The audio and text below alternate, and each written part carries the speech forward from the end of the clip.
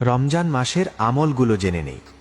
রমজানের প্রথম 10 দিন পড়বেন লা ইলাহা ইল্লাল্লাহু মুহাম্মাদুর রাসূলুল্লাহ 1000 বার। রমজানের দ্বিতীয় 10 দিন পড়বেন আস্তাগফিরুল্লাহাল্লাযী রব্বি মিন কুল্লি যামবিন ওয়া আতুবু ইলাইহি লা হাওলা ওয়ালা কুওয়াতা ইল্লা বিল্লাহিল আলিয়্যিল আযীম 1000 বার। রমজানের তৃতীয় 10 দিন পড়বেন আল্লাহুম্মা ইন্নী আসআলুকা জান্নাতুল ফেরদাউস 1000 বার।